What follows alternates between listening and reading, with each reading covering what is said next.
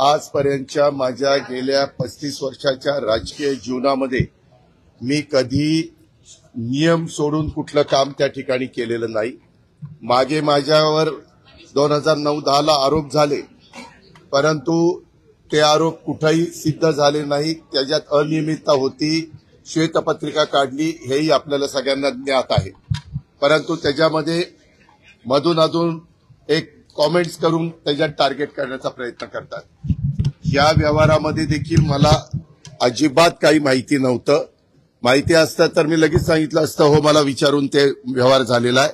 आणि मी कुणालाही माझ्या जवळच्या घरातल्या नातेवाईकांनी, माझ्या मुलांनी, माझ्या जे कोणी जवळचे सहकारी असतील यांनी कुणी जरी व्यवहार केला किंवा काही गोष्ट केली तर त्यांना मी सांगत असतो की संपूर्ण गोष्ट कायद्याच्या नियमाला धरूनच त्या ठिकाणी केली पाहिजे।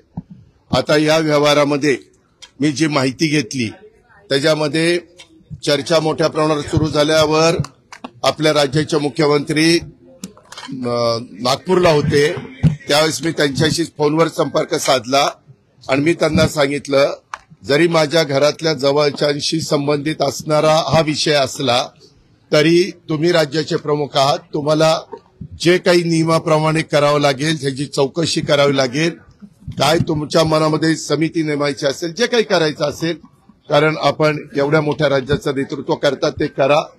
मला माझा त्या गोष्टीला पाठिंबाच राहील, कारण शेवटी वस्तुस्थिती आरोप करणं सोपं असतं, परंतु त्या आरोपातली वस्तुस्थिती काय आहे हे जनतेला कळणं देखील तितकंच महत्वाचं असतं। याबद्दलची माहिती घेतल्यानंतर तुमच्या लक्षात येईल की ह्या व्यवहारामध्ये 1 रुपया पण दिला गेला नाही, तरी मोठे मोठे आकडे सांगितले, मोठ्या मोठ्या गोष्टी सांगितल्या गेल्या आणि विरोधकांनी पण आम्हाला वेगवेगळ्या पद्धतीनं टार्गेट करण्याचा प्रयत्न केला। साहजिकच विरोधक त्याचा बदनाम म्हणजे आम्हाला टार्गेट करण्याचा प्रयत्न करणार, तो त्यांचा अधिकार आहे, त्या खोलात मला जायचं नाही। परंतु मला आज संध्याकाळी कळालं की ह्यामध्ये ते जे काही डॉक्युमेंट झालेले होते ते सगळे कॅन्सल करण्यात आलेले आहेत।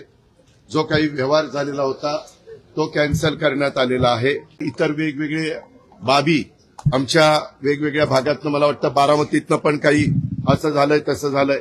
माझं म्हणणं की ज्यांच्याकडं याबद्दलचे चुकीच्या गोष्टी झालेल्या असतील त्या सर्व बाबींची चौकशी संबंधित अधिकाऱ्यांनी करावी। मागच्याही काळामध्ये जे कुठले व्यवहार झाले असतील त्याच्यामध्ये कुठेही आपण नियमाला बगल देऊन कुठल्याही गोष्टी केलेल्या नाहीत, तो माझा स्वभाव नाही। मी अतिशय स्पष्टपणे या गोष्टी तुमच्या माध्यमातून राज्यातल्या जनतेलाही सांगू इच्छितो आणि गेले 2 दिवस ह्याच्याबद्दल जे काही बातम्या आल्या आणि त्याच्यातून माझ्याबद्दल गैरसमज झालेला असेल तर त्यांनाही याबद्दल अतिशय स्पष्टपणे मी सांगू इच्छितो। आणि यामध्ये एकही पैशाचा व्यवहार झालेला नाही।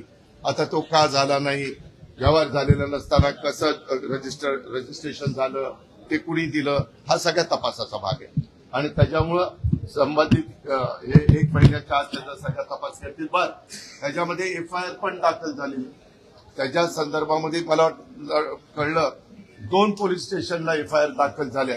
अशा पद्धतीनं त्याच्यावर पोलिसांचं काम करणार, त्याच्यात पण कुणाला राजकीय हस्तक्षेप करण्याचं कारण नाही, पूर्णपणे पारदर्शकपणे ह्याची सगळ्याची चौकशी झाली पाहिजे आणि दूध का दूध पाणी का पाणी हे सगळं पुढे